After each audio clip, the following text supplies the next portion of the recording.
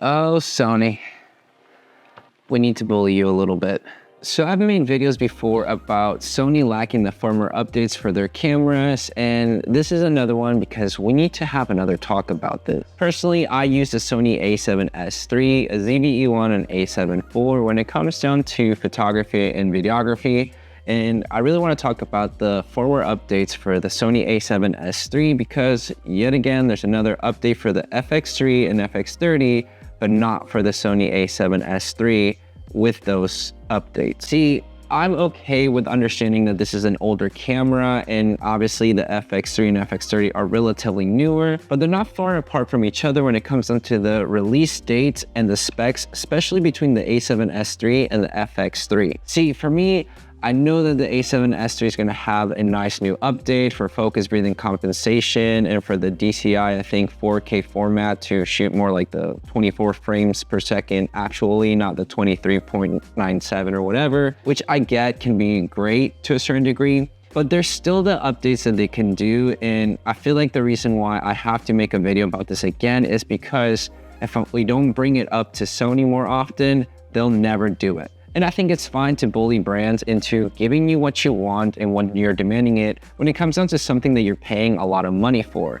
Nobody's expecting to do, obviously, for them just to give out free products or anything like that, but a simple firmware update that you've already done for other cameras could be so easily applied to the ones that we currently have that pretty much are the same ones, it's just a different body. And we're not getting it, it's just kind of disrespectful at this stage. See, I just hope it opened up their eyes to understand that people are still buying these cameras in 2024, and they could pretty much just give us a firmware update that they're giving the other cameras, despite of them not being the cinema line or whatever they want to go with, and they could simply just have a bit of better firmware updates for these cameras that we're spending thousands of dollars on, and that they're still very much relevant in today's world. See, I wholeheartedly believe that they can give us a firmware update that they're giving the FX3 and FX30 to the A1, A7 IV, A7S3 to be able to use it into these cameras despite of them being older to a certain degree. It's kind of wild to me because all these cameras are still very relevant in 2024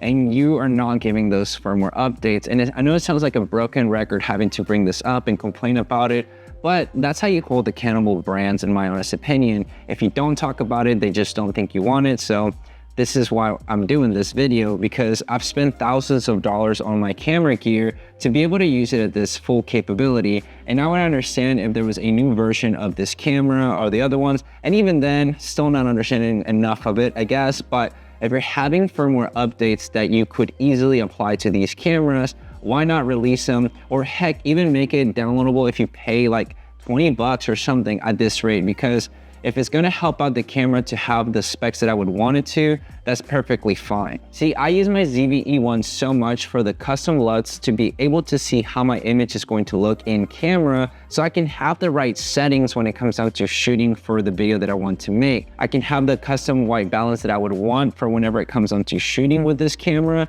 and making sure that I'll have it as close to what I need it to or as perfect as possible. For whenever I do my color grading, it will look as close to it or pretty much the same for whenever I want to have it output to you guys or any video that I want to make. Not having that on my A7S3, to be honest, is a little bit of a bummer because this one is supposed to be a more video-centered camera and for high quality production values and everything. That's why with the new firmware update that they're giving it in sometime in spring, it's supposed to have that DCI like 4K or whatever it is, where you can shoot true 24 frames per second, so it can be like basically like cinema quality. At least that's what it is to my understanding, and obviously having a better focus breathing, which is nice, but there's still some firmware updates that you can just add to that when it comes down to adding into these camera bodies that you're already added either to the FX3 or going to add. Having the 180 shutter rule and everything like that for a firmware update would be nice. Nothing that I'm thinking is unreal, but I know most people would want to use it. And as well, having the custom LUTs that you already give available to those cameras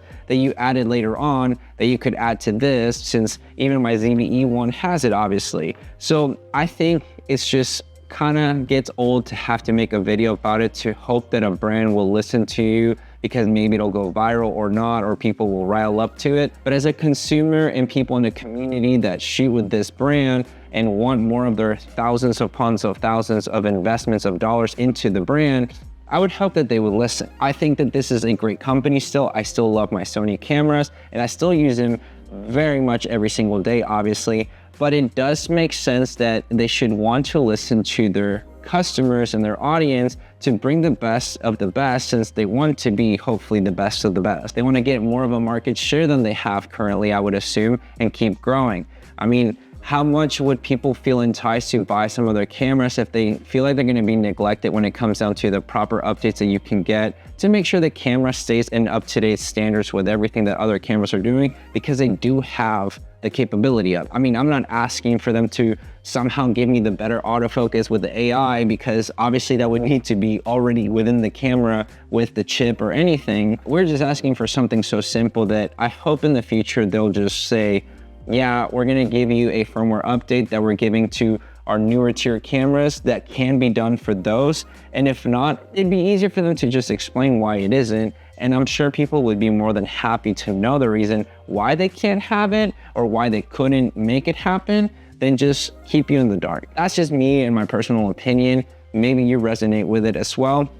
And maybe you're having the same frustrations as me, because I've had these conversations with people before in my previous videos, but it's something that I feel like it needs to be brought up again so that hopefully Sony realizes we're not letting go, and just to bring us a proper firmware update for the A7S3, A7 IV, A1, and cameras like that going forward, so that they're not left behind just because they're not the newest of the new. But if you're still selling them in today's market and they still handle themselves in today's market, then maybe give us a firmware update that you're giving the other newer cameras. They're still relatively the same age almost, and that way people will be happy of their investment into the brand itself. That's just my opinion and I guess rant for the day.